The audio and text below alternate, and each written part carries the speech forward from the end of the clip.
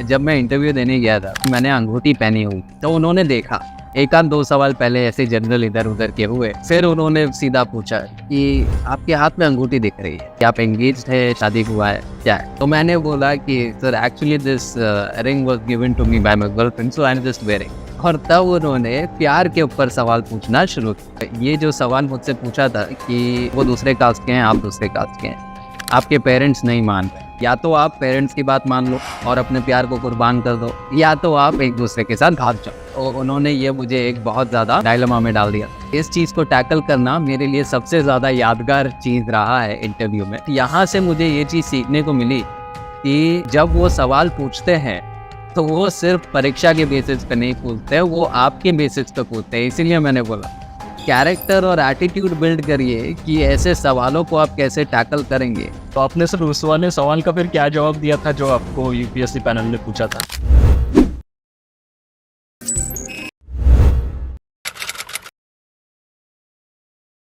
Hello UPSC aspirants, सरल UPSC के YouTube channel पर आपका स्वागत है।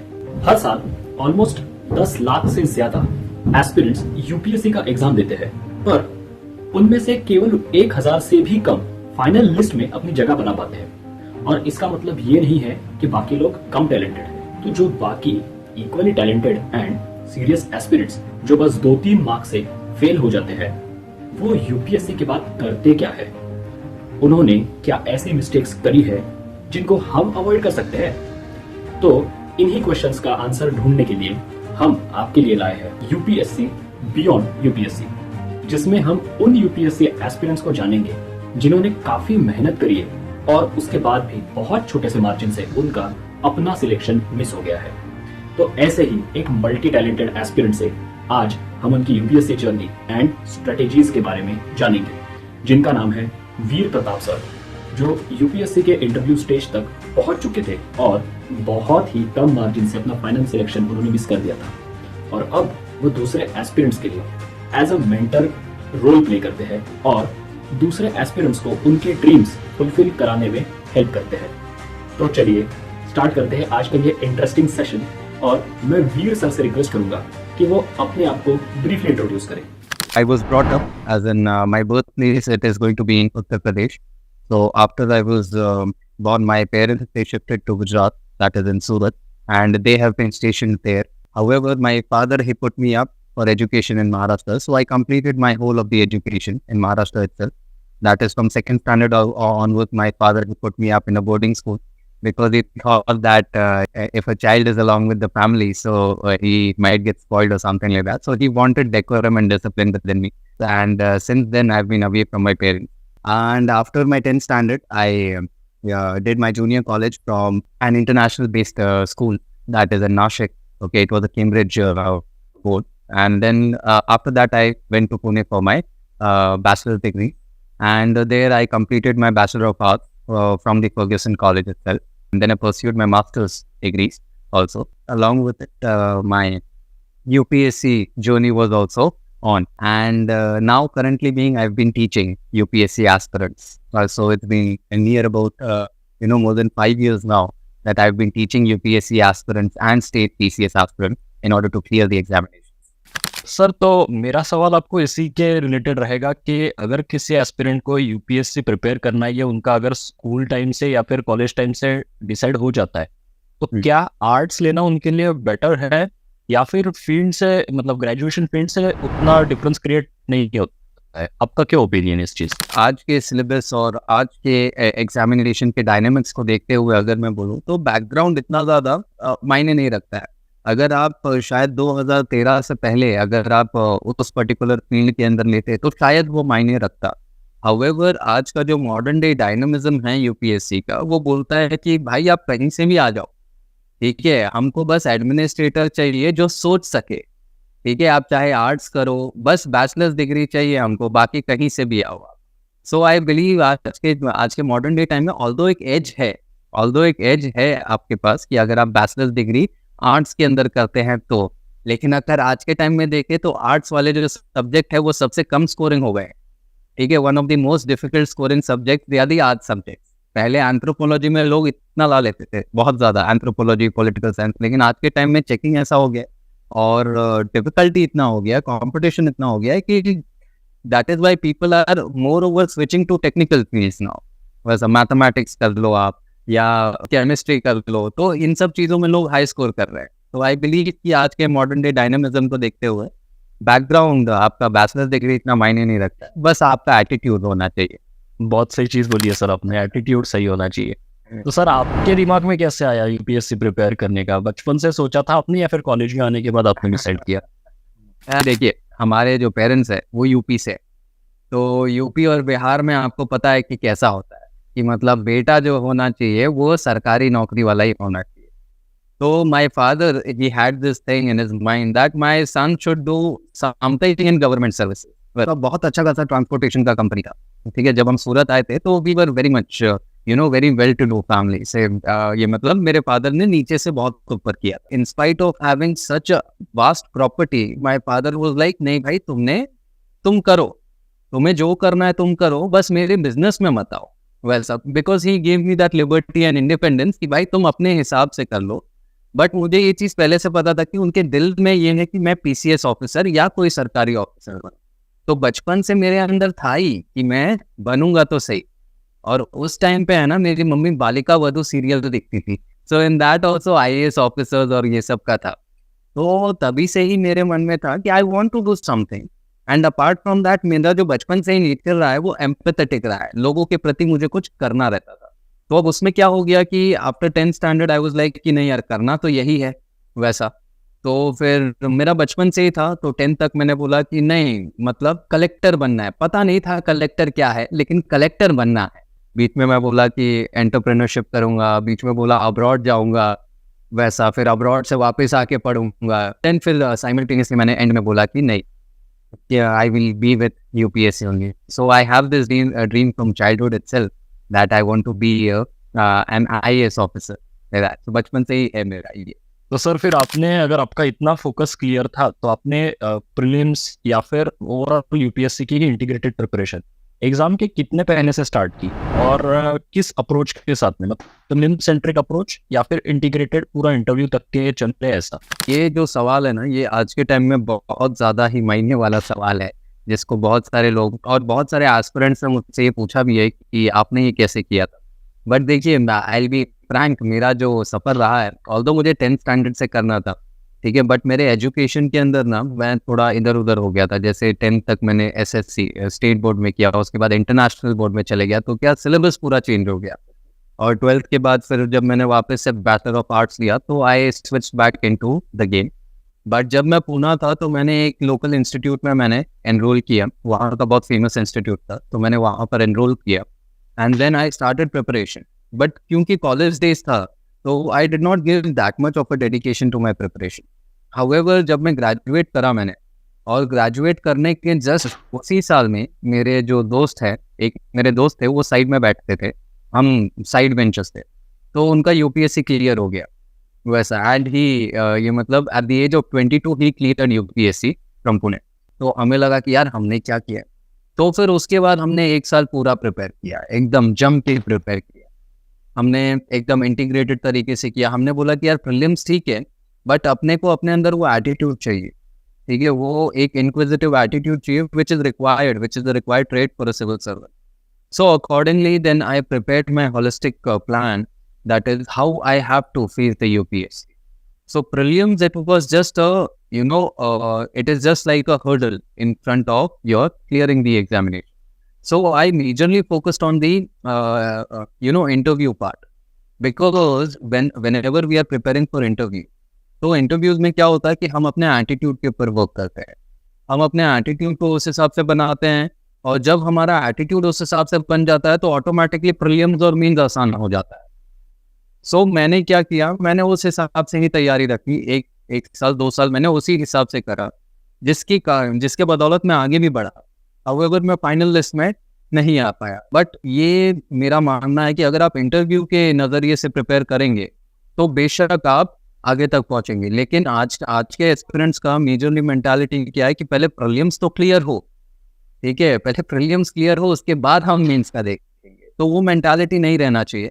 अगर आप इंटरव्यू का सोच के चल रहे हैं, अगर आप अपने अंदर आईएएस ऑफिसर का जो एटीट्यूड है, अगर वो लेके चल रहे हो, what ever is the desired trait for an IAS officer, so accordingly तब आपके अंदर वो आ जाएगा और you can clear the examination with flying colors. So I believe an integrated and holistic approach is the need of the hour. Sir आपने optional कैसे select किया था? मतलब आपका तो आर्ट्स का बैकग्राउंड रहा है, तो आपने उस बेसिस पर ऑप्शनल को सिलेक्ट किया या फिर लिस्ट में से आपको जो हाई स्कोरिंग पता था सर्कल्स में सुन के, दिल्ली के सर्कल्स में या बाकी यूपीएससी, उसके बेसिस पे सिलेक्ट किया? एक फ्रेशर, एक एस्पिरेंट कैसे ऑप्शन को सिलेक्ट करे सर? मैंने मास्टर्स पॉलिटिकल साइंस में किया, लेकिन मेरा ऑप्शनल हिस्ट्री रहा है. The reason for this is कि जब मैंने पॉलिटिकल साइंस से ग्रेजुएट किया, political science was interesting for me, but मैंने हिस्ट्री इसके लिए चुना क्योंकि वो मेरा डीप इंटरेस्ट था. I had an inquisitive nature. मुझे बहुत जिज्ञासा होती थी इतिहास के बारे में जानने की और समझने की.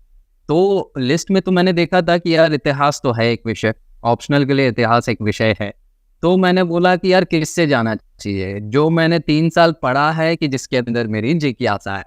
तो वो दुविधा बहुत बड़ी थी मेरे लिए, और स्कोरिंग वाला एस्पेक्ट था ही, क्योंकि उस ज़माने में जब मैं 2016 15-16 की बात कर रहा हूँ, तो उस ज़माने में लोग जो है ना वो आर्ट्स, एंथ्रोपोलॉजी और इन सब के ऊपर ज़्यादा जा रहे थे, क्योंकि वो स्कोरिंग सब्जेक्ट्स हो रहे थे उस टाइम पे. तो मेरे अंदर ये था कि यार किस पे जाया जाए. तो इतनी दुविधा में फाइनली मैंने अपने दिल पे हाथ रखा, मैंने आंख बंद किया, और जो पहला चीज मेरे ख्याल में आया वो था इतिहास. अब इतिहास के अंदर भी पहला जो चित्र मेरे दिमाग में आया था वो था शिवाजी महाराज का. तो मैंने बोला बस अब मैंने पढ़ना है इतिहास, और तब से फिर मैंने ऑप्शनल ही मेरा इतिहास ले लिया. यूपीएससी वाले उन्हीं लोगों को ऑप्शनल में अच्छे नंबर देते हैं जो एक बहुत डीप अंडरस्टैंडिंग लेते हैं. सिर्फ पढ़ने के लिए आपको डीप अंडरस्टैंडिंग नहीं मिलेगा, अगर इंटरेस्ट है तभी जाके आप जिज्ञासा पूर्वक उस विषय को पढ़ने की प्रयास करेंगे. इंटरेस्ट पे जाएंगे तो ऑटोमेटिकली हाई स्कोरिंग हो जाएगा. हाई स्कोरिंग के हिसाब से जाएंगे तो शायद आप डिमोटिवेट हो सकते हैं, शायद. सर आपके एक्सपीरियंस में अभी तक के आप इतने सारे एस्पिरेंट्स के साथ भी रहे होंगे, आप खुद भी एग्जाम के हाईएस्ट लेवल तक के पहुंच चुके हैं. सर ऐसा होता है कि ये रूमर सही है क्या कि कोई ऑप्शनल्स को ज़्यादा वेटेज मिलता है किसी ऑप्शनल में? अभी जैसे पब्लिक एडमिनिस्ट्रेशन फॉर एग्जाम्पल पिछले कुछ सालों से वो नहीं चल रहा है, एस्पिरेंट्स की चॉइस नहीं है, एज एन यूपीएससी ने कभी ऐसा कुछ नहीं कहा. तो आपके ओपिनियन में ऐसा कोई सिस्टम एग्जिस्ट करता है कि किसी पर्टिकुलर डोमेन के सब्जेक्ट्स को अलग वेटेज है और बाकियों को कम है, ऐसा कुछ? नहीं, एक्चुअली आई बिलीव कि यूपीएससी एकमात्र ऐसी संस्था है इस देश में जहां पर बायसनेस नहीं है. ठीक है, वो किसी प्रकार का भी बायसनेस नहीं करेगा. अब जहां तक हम ऑप्शनल की बात करें तो देखिए, अब हर एक जो भी पेपर चेकर होते हैं, वो पेपर चेकर्स हर एक की अपनी अपनी मेंटालिटी होती है. ठीक है, कोई भी एक व्यक्ति दूसरे जितना समान नहीं होता. They are not similar. अगर कोई विषय है, ठीक है, वो विषय अगर फैक्चुअल है, ठीक है, तो उसके ऊपर अगर आपने वो फैक्ट्स लिखे तो वो ज्यादा स्कोरिंग रहेगा. अगर कोई चीज थियरी बेस्ड में है और अगर आप थियरी लिख रहे हैं और अगर वो एग्जामिनर को समझ नहीं आया उस टाइम, ऑल्दो आपने अच्छा लिखा है, लेकिन अगर वो समझ नहीं आया है तो जाहिर सी बात है वो कम ही मार्क्स देगा. ऐसा नहीं है कि कोई एक पर्टिकुलर सब्जेक्ट को ज्यादा दिया जा रहा है या कोई पर्टिकुलर सब्जेक्ट को कम दिया जा रहा है. It is totally on the intellectual जो वहां पर चेक कर रहा है पेपर, एग्जामिनर के ऊपर है. ठीक है, तो यूपीएससी पहले से ही नहीं बोलता है कि आपने इस सब्जेक्ट को कम देना है या उसको कम देना है. अगर मैं पब्लिक एडमिनिस्ट्रेशन की बात करूं, जैसे अभी अपने ने बात किया, तो उल्टा हमारे देश को ज्यादा पब्लिक सर्वेंट्स चाहिए जो पब्लिक एडमिनिस्ट्रेशन विषय देता है. Public administration is the true thing जो बताता है देश की जो संस्था है वो कैसे चलती है, गवर्नमेंट मशीनरी. सो उल्टा फिर उनको पब्लिक एडमिनिस्ट्रेशन को ज्यादा देना चाहिए. हाउएवर वो कम इसके लिए दे रहे हैं, शायद एस्पिरेंट्स की बात एग्जामिनर तक पहुंच नहीं पा रही है इसके वजह से. सो आई गेस इधर हमें संस्था को नहीं, हमें यूपीएससी को नहीं, बट हमें खुद के ऊपर एक इंट्रोस्पेक्टिव नेचर रखना चाहिए कि खुद को जानना चाहिए कि हम कहाँ कमी कर रहे हैं, एंड अकॉर्डिंगली फिर हमें अप्लाई करके यूपीएससी को एक मौका देना चाहिए कि भाई अब आप हमारा पेपर चेक करके हमें ज्यादा मार्क्स दो. काफी इंटरेस्टिंग आउटलुक है सर ये. तो सर अब आपने जैसे कहा कि इस देश को पब्लिक सर्वेंट्स की ज्यादा जरूरत है, तो पब्लिक एडमिनिस्ट्रेशन जैसे सब्जेक्ट का आपने यहाँ पे इम्पोर्टेंस बताया, बट आपको भी पता है सर कि यूपीएससी ये कोई एक सिर्फ लर्निंग की और मगअप करने की एग्जाम तो नहीं है. इसमें ओवरऑल पर्सनालिटी का रोल है. तो सर वो पूरे प्रिपरेशन की ड्यूरेशन में काफी स्ट्रेसफुल एग्जाम है, ये हम सबको ही पता है, मेंटल हेल्थ के लिए एक aspirant from the very beginning क्या कुछ चीजें ऐसे कर सकता है, और आपने भी अपने एक्सपीरियंस में क्या ऐसी चीजें की है जिससे आप मेंटली काफी फिट रह पाए और उस हाईएस्ट लेवल तक की आप पहुंच पाए? ये जो सर्विसेज की तैयारी है ना, इसके अंदर आपको बहुत डेडिकेशन चाहिए। ये दिस एवरीवन, आपको बहुत घंटे पढ़ने भी पड़ते हैं एंड वो सब ठीक है, बट आई बिलीव कि मेंटल फिटनेस के लिए, मेंटल हेल्थ के लिए फिजिकल फिटनेस होना बहुत ज़रूरी है। इधर आप कुछ भी तरीके का फिजिकल फिटनेस करिए, चाहे आप योगा कर लीजिए या जिम जाइए, मतलब ये है कि फ्रेश ऑक्सीजन आपके शरीर के अंदर आधा घंटा तो जाना चाहिए। Your heart should be pumping blood and that blood is going to go in your brain, और तभी जाके दिमाग काम करेगा। सो मैंने अगर मैं मेरी बात करूं तो मैं स्कूल टाइम से ही मैं स्पोर्ट्समैन रहा हूं, मैंने स्टेट लेवल्स वगैरह खेला है। आश्चर्यजनक बात यह है कि मेरे बोर्ड्स के पहले हम खेलने गए थे, जो 10th स्टैंडर्ड का बोर्ड्स था ना, उसके पहले हम खेलने गए थे, टूर्नामेंट्स खेलने गए थे, और मुझे पढ़ने का इतना टाइम नहीं मिला। और बोर्ड्स के एक दिन पहले मैंने सारे बुक्स बंद कर दिए एंड आई वाज लाइक ठीक है बस हो गया। And in my final result in the 10th examination, 10th के बोर्ड में आई स्कोर्ड 82%। मतलब मैं शॉक में था कि इतना कैसा। देन लेटर ऑन जब मैंने कुछ चीज़ें जानी, सीखी, तब मुझे पता चला कि अगर आप अपने आप को फिजिकल एक्टिविटीज़ में रखते हो तो ऑटोमेटिकली उसका इम्पैक्ट आपके एकेडमिक्स पे पड़ता है। तो आज का जो युवा है, जो एस्पिरेंट्स हैं, वो ज़्यादातर करके पढ़ाई पढ़ाई पढ़ाई पढ़ाई बस वही कर रहे थे, लेकिन हमें बस वही नहीं करना है। We will have to engross ourself into something. इसीलिए तो यूपीएससी इंटरव्यू में पूछता है आपकी हॉबी क्या है।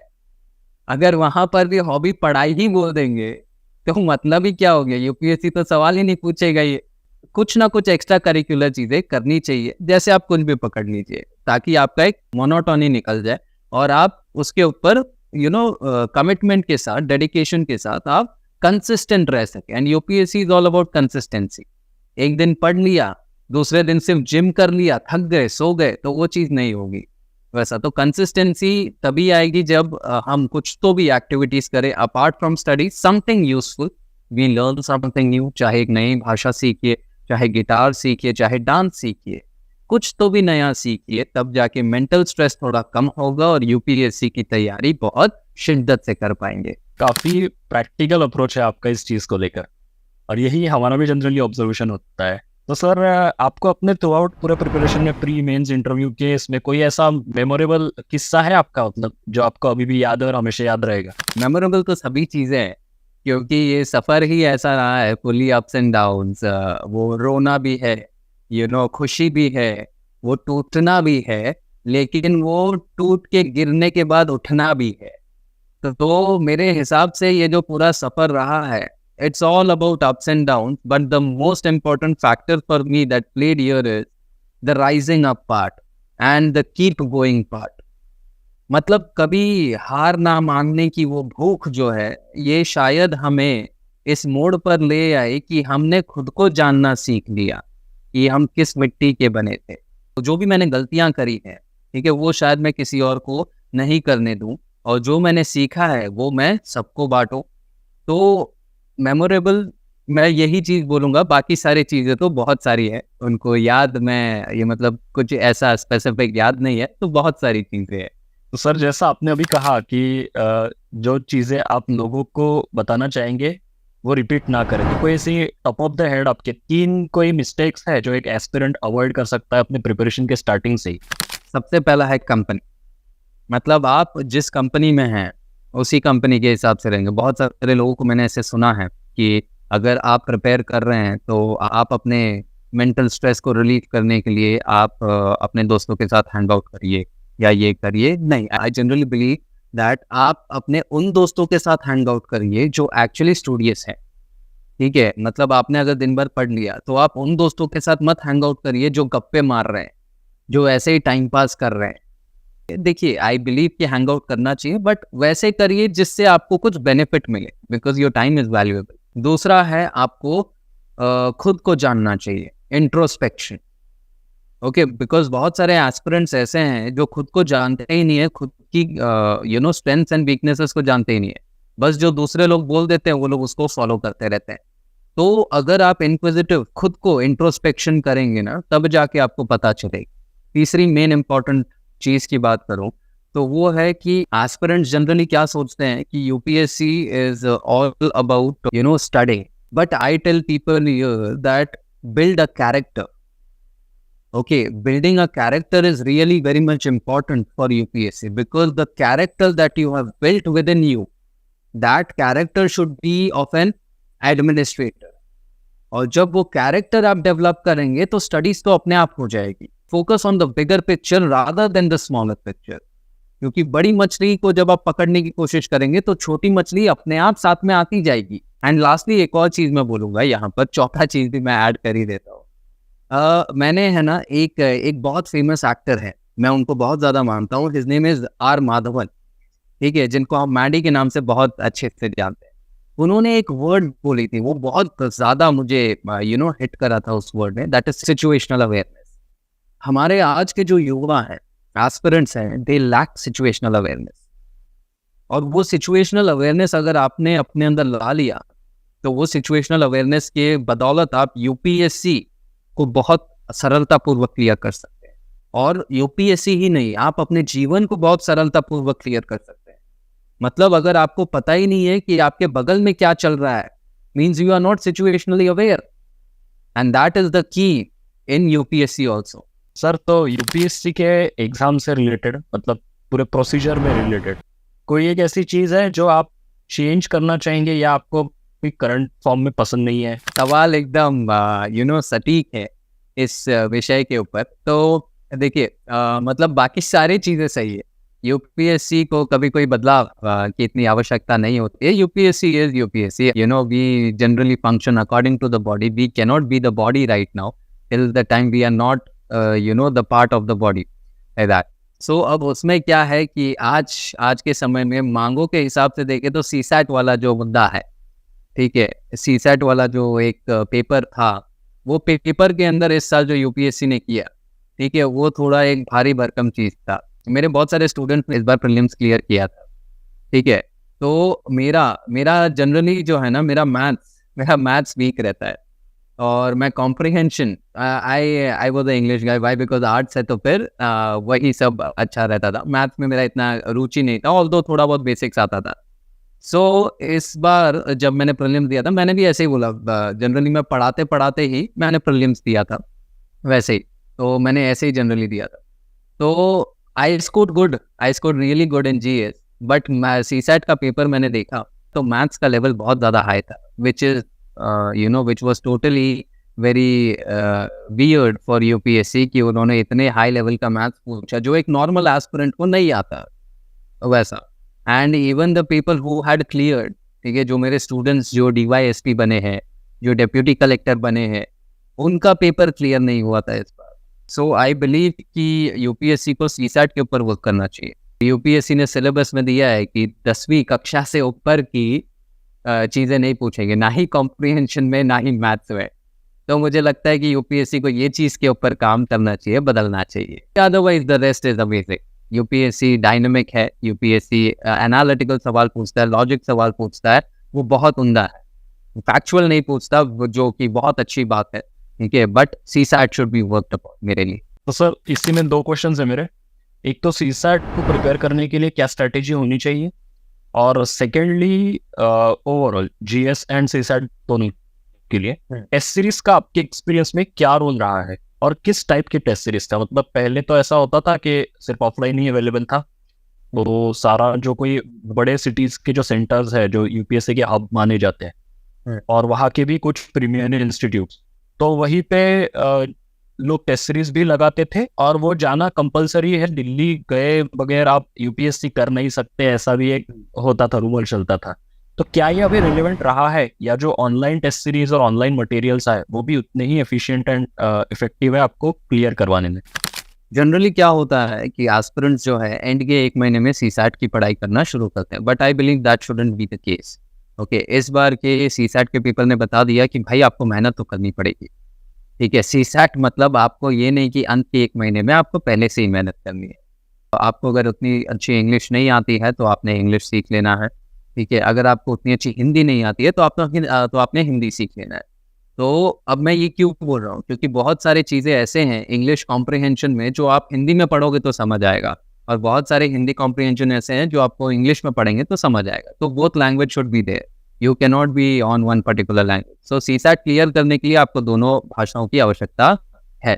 इसके अलावा गणित, गणित आप पहले से करें। तो मतलब मैं ये मान रहा हूँ इस साल के सीसैट पेपर के हिसाब से कि आप 4-5 महीने पहले से ही आप सीसैट की तैयारी करना शुरू करें, क्योंकि जीएस का कोई मतलब नहीं अगर सीसैट क्लियर है। तो सीसैट के लिए मेन तिगड़म जुगाड़ यही है कि आप पहले से प्रिपेयर करिए और दोनों ही भाषाओं में रुचि रखिए और गणित में सबसे ज़्यादा रुचि रखिए, ठीक है। तो that is one thing for me for CSAT. Apart from that, अगर मैं टेस्ट सीरीज़ की बात करूँ, मैं ये यकीन रखता हूँ कि टेस्ट सीरीज़ जो है वो आपके इवैल्यूएशन के लिए बहुत ज़्यादा इंपॉर्टेंट है, खुद के इवैल्यूएशन के लिए। अब वो आप कहीं से भी करें, आप कहीं से भी करें, उसका फ़र्क नहीं पड़ता है, ठीक है। आप चाहें कहीं अपने घर पे बैठे हैं या आप अपने रूरल होम टाउन में बैठे हैं, कहीं से भी करें, दैट इज़ टोटली फाइन। ये नहीं है कि बस दिल्ली ही आना है, दिल्ली में ही करना है। ऑल्दो दिल्ली एक हब ज़रूर है, आपको एक एनवायरनमेंट ज़रूर मिलता है, लेकिन ये कंपल्सरी नहीं। ऑल्दो आप जहाँ पर भी पेपर दे रहे हो, वो एक एनवायरनमेंट जो है वो एग्ज़ाम लाइक होना चाहिए। बस वही इंश्योर करें कि पंखा ना चलाएं इतना ज़्यादा तेज़, एकदम सोफ़ा पे बैठ के ना दें, वैसा एकदम कड़क कुर्सी पे बैठ के दें, ठीक है। तो वो एकदम एग्ज़ाम लाइक एनवायरनमेंट आप बना के चले तो test series would be effective. ऐसा नहीं है कि आपने टेस्ट सीरीज़ बस परचेज़ करके ही देना है, या आप खुद से भी दे सकते हैं, वो चीज़ नहीं है। बट परचेज़ वाला एक एस्पेक्ट ये रहता है ना कि अगर आप कोई संस्था के साथ अगर आप जुड़े हैं, तो वो इवैल्यूएशन आपको मिलता है। और मेरे हिसाब से ना गाइडेंस एक बहुत महत्वपूर्ण भूमिका निभाता है। अगर गाइडेंस नहीं है तो दिशाहीन हो जाएंगे, क्योंकि आप खुद देखिए ना, आज के टाइम में जितने भी आईएएस ऑफिसर्स बन रहे हैं फर्स्ट अटेम्प्ट में, उनमें से आपने बहुत सारे लोगों को देखा रहेगा कि उनके फैमिलीज जो हैं they are government servant, okay, and these people they are clearing in first attempt. Why? Guidance. So I believe answers के अंदर भी गाइडेंस की आवश्यकता है। अब चाहे वो गाइडेंस आप अपने मेंटर से लो जो आपसे पैसे नहीं ले रहा है, या चाहे आप इंस्टीट्यूट से लो जो आपसे पैसे ले रहा है। अब ये है कि money is going to play the game here, ठीक है। अगर कोई इंस्टीट्यूट बस टेस्ट सीरीज के नाम पे कुछ भी बेच रहा है तो मत लो, ठीक है। आज के टाइम में यूट्यूब वगैरह भी बहुत सारे प्लेटफॉर्म्स है जहां से आपको बहुत इंफॉर्मेटिव कंटेंट मिल सकता है कि आपने आंसर्स कैसे लिखने हैं, ठीक है। तो मैं ये नहीं बोलूंगा कि 100% आपने इंस्टीट्यूट्स के साथ ही जुड़ना है। अगर आपके पास टोटली नॉलेज है, अगर आप सीख चुके हैं, इधर उधर से आप जानते हैं, अगर आपके कॉलीग्स में कोई मेंटर्स हैं, अगर आप वो इवैल्यूएट करके दे रहे हैं, तो बेशक आपने खुद करना चाहिए। बट अगर आपके पास कुछ गाइडेंस नहीं है तो एसोसिएट विद समवन, और आंसर्स हर रोज के लेवल पे लिखना चाहिए। टेस्ट सीरीज आपने खुद को इवैल्यूएट करने के लिए करना चाहिए, ताकि आप खुद जान पाए कि आपके अंदर कितनी क्षमता है, क्योंकि वही क्षमता आपकी काबिलियत को दर्शाएगा, और वही काबिलियत वो दर्शाएगा कि आप वो गोल्डन लिस्ट के अंदर आपका नाम रहेगा कि नहीं रहेगा। तो सर, अभी जैसे आपने टेस्ट सीरीज का इंपॉर्टेंस बताया और मेंटरशिप का भी इंपॉर्टेंस बताया, तो सर आपके हिसाब से अभी जो डायनामिक्स चेंज हो रहे हैं, और मटेरियल्स तो वही है, एनसीईआरटी आज भी वही है, और बाकी भी न्यूज़पेपर के मतलब रिसोर्सेज तो वही सारे अवेलेबल है, बट एक अलग एंगल आ गया है जो कि टेक्नोलॉजी का है। जैसे कि फॉर एग्जांपल एआई अभी जो नई टेक्नोलॉजी है, और वो काफ़ी पावरफुल टूल है।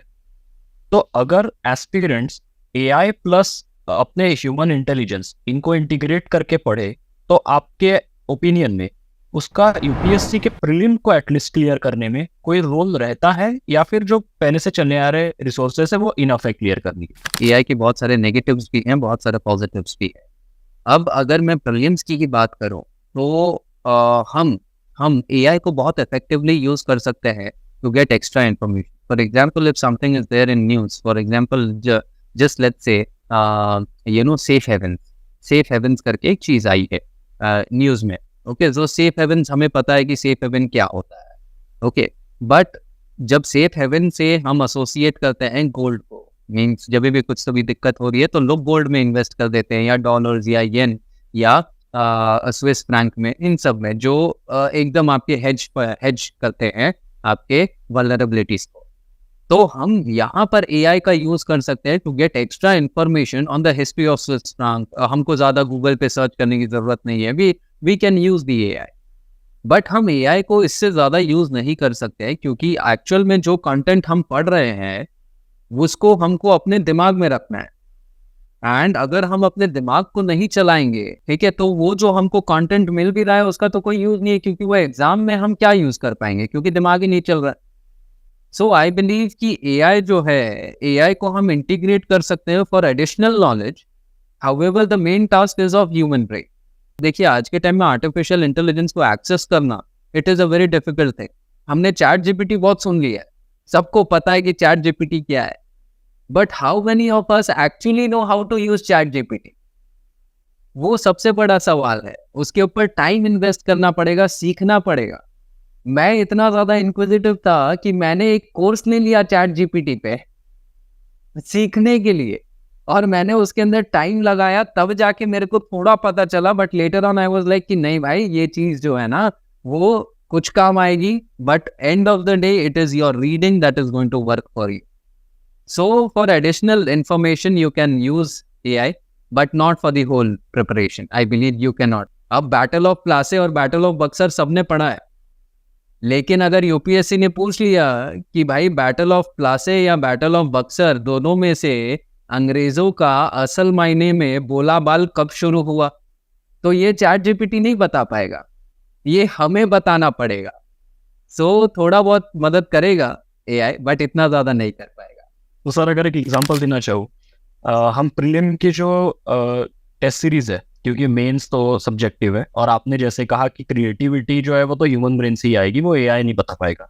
बट प्रीलिम के टेस्ट सीरीज में पर्टिकुलरली अब कुछ ऐसे एरियाज होते हैं, जैसे आपने मॉडर्न हिस्ट्री का ही बता दिया। मॉडर्न हिस्ट्री में भी कोई टॉपिक्स है, आपका ही क्वेश्चन अगर ले ले तो एक्चुअल में ब्रिटिशों का बोलबाला कहाँ से शुरू हुआ, तो ये अगर उसी एस्पिरेंट को पता होगा जिसने काफी डेप्थ में पढ़ा है उस टॉपिक को।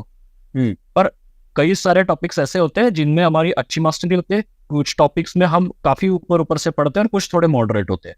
तो अगर एआई को इंटीग्रेट करके कोई ऐसी टेस्ट सीरीज आपके सामने लाई जाए जिसमें आपको बताया जाए एस्पिरेंट को कि इन एरियाज में आप काफी वीक है, यहाँ आपको काम करना पड़ेगा, इन एरियाज में आप बहुत अच्छे हैं और इन एरियाज में आप मॉडरेट है, और इसका एक डेटा बैक्ड एनालिसिस अगर आपको प्रोवाइड किया जाए, तो क्या ये प्रीलिम का वो जो कट ऑफ से 4-5 या 10 मार्क कट शॉर्ट रह जाते हैं हम लोग, या फिर कोई कैंडिडेट 15-20 मार्क हमेशा सरप्लस में चलते हैं, तो ये डिफरेंस इससे ब्रिज हो पाएगा क्या?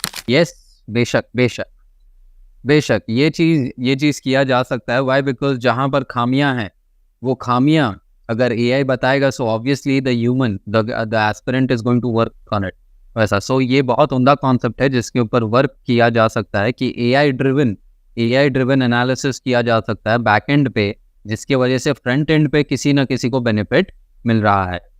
तो टेस्ट सीरीज वगैरह में अगर हम इसे इंटीग्रेट करें, या उसके एस्पिरेंट को हर एक टॉपिक के ऊपर जैसे टेस्ट लिया जा रहा है, और अगर उससे पता चल रहा है कि नहीं इसके हमेशा इसमें गलत आ रहा है, सो अगर क्योंकि बहुत सारे एस्पिरेंट्स खुद को एनालाइज करते ही नहीं है, सो अगर ये काम एआई उनके लिए करके दे रहा है तो फिर बहुत अच्छी बात है, वो उन्हीं की मदद होगी। सो बेशक I am in support of this particular view point that AI can help analyze the weakness of the aspirant and can help understand actually how to tackle that weakness. Sir इससे थोड़ा सा अलग लाइन पे पूछूंगा आपको, interview का कोई question आपको याद है जो ऐसा मतलब जो हमारे ऑडियंसेस के लिए काफी इंटरेस्टिंग हो? अब जब मैं इंटरव्यू देने गया था, ठीक है, तो अब इंटरव्यू में क्या था कि मैंने अंगूठी पहनी हुई थी, ठीक है। तो अब क्या है कि इंटरव्यू में जैसे ही अपने जाते हैं तो फिर वो पूरा एनालाइज करते हैं, मतलब they are going to just look at you, your body posture and everything. तो मैंने ये मतलब उन्होंने अंगूठी देख ली, और अंगूठी जो थी वो मेरे रिंग फिंगर में ही पहनी हुई थी। तो उन्होंने देखा, ठीक है, एक आध दो सवाल पहले ऐसे जनरल इधर उधर के हुए, फिर उन्होंने सीधा पूछा कि आपके हाथ में अंगूठी दिख रही है, इससे क्या हम समझे कि आप एंगेज्ड है, शादी हुआ है, क्या है? तो मैंने बोला कि no sir, I am not engaged, neither am I married. तो उन्होंने बोला तो फिर क्या है, कि आपने क्यों पहनी है, वो भी रिंग फिंगर में? तो मैंने बोला कि sir actually this ring was given to me by my girlfriend, so I am just wearing. So तब उनको पता चला कि भाई गर्लफ्रेंड भी है बंदे की, और तब उन्होंने प्यार के ऊपर सवाल पूछना शुरू किया। कि मतलब उन्होंने ऐसे ही जनरली पूछा इंटरकास्ट मैरिजेस के ऊपर, वैसा कि क्योंकि my girlfriend she belong to another caste, वैसा ये जो सवाल मुझसे पूछा था कि वो दूसरे कास्ट के हैं, आप दूसरे कास्ट के हैं, आपके पेरेंट्स नहीं मान रहे, या तो आप पेरेंट्स की बात मान लो और अपने प्यार को कुर्बान कर दो, या तो आप एक दूसरे के साथ भाग जाओ। तो ये इस चीज़ को टैकल करना मेरे लिए सबसे ज़्यादा यादगार चीज़ रहा है इंटरव्यू में। अपार्ट फ्रॉम दैट तो सब्जेक्चुअल नॉलेज उन्होंने पूछा है, एनालिटिकल नॉलेज उन्होंने एसेस करा, तो that is all the another part. But यहाँ से मुझे ये चीज़ सीखने को मिली कि जब वो सवाल पूछते हैं तो वो सिर्फ परीक्षा के बेसिस पे नहीं पूछते, वो आपके बेसिस पे पूछते हैं। इसीलिए मैंने बोला कैरेक्टर और एटीट्यूड बिल्ड करिए कि ऐसे सवालों को आप कैसे टैकल करेंगे, क्योंकि इंटरव्यू के हिसाब से अगर आप तैयारी करते हैं ना तो बहुत सही चीज़ होती है।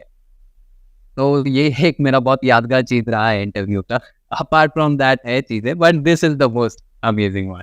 सर आपने अभी खुद ही मेंशन किया है कि आपकी गर्लफ्रेंड थी उस टाइम में या अभी भी होगी, तो द थिंग इज कि आपके प्रिपरेशन में गर्लफ्रेंड का रोल होता है, मतलब पॉजिटिवली नेगेटिवली अगर ब्रेकअप हो जाए किसी एस्पिरेंट का तो उस सिचुएशन में कैसे कोप अप किया जाए, क्योंकि ये काफ़ी प्रैक्टिकल क्वेश्चन है और अभी तो बहुत ही रिलेवेंट है। हाँ, नहीं actually actually I totally agree. तो मतलब आज के टाइम में क्या है कि लोग जनरली बोलते हैं कि गर्लफ्रेंड नहीं होनी चाहिए प्रिपरेशन में, ना ये होगा ना वो होगा वैसा। सो आई जनरली बिलीव कि ये पॉइंट कुछ हद तक सही है, लेकिन मैं ये भी नहीं बोलूँगा कि वुमेन और योर बॉयफ्रेंड और रिलेशनशिप इज़ बहुत ज़्यादा ख़राब चीज़ है फॉर योर प्रिपरेशन, आपको डिस्ट्रैक्ट करता है, मैं ये भी नहीं बोलूँगा। क्योंकि कुछ लोग ऐसे हैं जो बहुत सपोर्टिव होते हैं। मेरी जो गर्लफ्रेंड थी, she was also very much supportive. We had been dating for long, so she used to understand, हाँ भाई पढ़ रहे हैं तो पढ़ रहे हैं, कोई दिक्कत नहीं है। मैंने बहुत सारे फेलियर्स देखे, जब रिजल्ट नहीं होते थे ना तो मैं रोता था बकायदा। मैं इतना रोता था, तो फिर वो आती थी and she used to console me, she was like कोई दिक्कत नहीं है, हो जाएगा। सो अगर आपका अंडरस्टैंडिंग मैच हो जाता है कोई अगले से, तो वो अंडरस्टैंडिंग ही मायने है, तो वो आप उस चीज़ को एज अ सपोर्ट सिस्टम ले सकते हैं। मैंने बहुत सारी चीज़ें सीखी हैं, ठीक है। अब मान लीजिए इस साल यूपीएससी ने एक सवाल पूछा था, मैरिज के जो वैल्यूज़ है वो बहुत ज़्यादा डिटोरिएट हो रही है। जीएस 1 के पेपर में उन्होंने पूछा था, ये सिलेबस का है but it was a practical question that they asked. कल उठ के अगर यूपीएससी ने पूछ लिया कि in the modern day time people are not sticking to one particular relation, they are just switching from relation to relation, तो इसमें वो जो व्यक्ति जो सिर्फ बंद कमरे में पढ़ता है वो क्या लिखेगा? कुछ नहीं लिख पाएगा। मतलब जो पिक्चरों में देखा है वही लिख पाएगा। तो इसका एक्सपीरियंस रहा नहीं है। तो मैं यहाँ पे ये नहीं प्रमोट कर रहा हूँ कि आपको रिलेशन में रहना चाहिए, बट मैं ये बोल रहा हूँ कि आपको एक आइडिया होना चाहिए कि क्या चल रहा है असल मायने में दुनिया में। अगर आपका रिलेशनशिप अंडरस्टैंडिंग वाला है तो बेशक कोई दिक्कत नहीं है। अगर अंडरस्टैंडिंग वाला नहीं है, अगर टॉक्सिक हो रहा है, तो भाई दूर से ही हाथ जोड़ के प्रणाम करके हम अपने करियर पे ध्यान दें, आप अपने करियर पे ध्यान दो, बस वही रहता है। क्योंकि at the end career is important, क्योंकि करियर नहीं तो कुछ नहीं। तो आपने सर उस वाले सवाल का फिर क्या जवाब दिया था जो आपको यूपीएससी पैनल ने पूछा था? नहीं, हम मनाएंगे, क्योंकि वहां पर तो हम भागने की बात कर नहीं सकते, क्योंकि यूपीएससी भगा देंगे फिर हमको। जो एक एस्पिरेंट सा जवाब देता है, मैंने वैसे ही एकदम न्यूट्रल होकर जवाब दिया था कि no sir, I will talk to my parents, I will talk to her parents, समझाएंगे। भागने की कोशिश बिल्कुल नहीं करेंगे, क्योंकि भागेंगे तो इतनी बुराइयां होंगी and all that. But end of the day मैं ये यकीन भी नहीं रखता हूँ कि हमें भागना चाहिए, क्योंकि पेरेंट्स जो हमें 25-28 साल से बड़ा करते हैं, उनका दिल तोड़ के अपने दिल को ज़्यादा प्राथमिकता देना, ये कहीं ना कहीं गलत बात है, एथिकल नहीं भी है, ठीक है। So we shouldn't be selfish. India के वैल्यू सिस्टम में सेल्फिशनेस नहीं है, इंडिया के वैल्यू सिस्टम में है दूसरों के लिए काम करना। सो मैं ये यकीन रखता हूँ कि आज का जनरेशन थोड़ा इस सेल्फिशनेस से हट के लोगों के लिए काम करना ज़्यादा प्रेफर करना चाहिए। तो मेरा यही मानना है कि शादी मतलब पेरेंट्स के अपना भी मर्जी होना चाहिए। ये नहीं कि पेरेंट्स ने बोल दिया इससे शादी करो तो कर लो, नहीं, अपना मर्जी होना चाहिए, बट नेवर रन। तो मैंने वैसा ही जवाब उनको थोड़ा दिया था पैनल मेंबर्स को। चलिए सर, बहुत इंटरेस्टिंग डिस्कशन रहा आज का। बहुत ही मतलब ऐसा कुछ हमको आगे से पूछना नहीं पड़ा।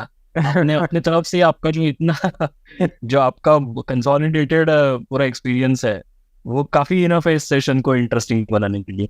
Thank you so much. वो तो आपने एकदम बहुत वो एक जिज्ञासा से मुझे सुना, and I am going to thank you for that, and I am going to thank the whole team to listen to me, okay, to listen to my part of the story, okay. So ये बहुत अच्छा लगा, ये podcast हुआ तो मुझे बहुत अच्छा लगा। Thank you for everything.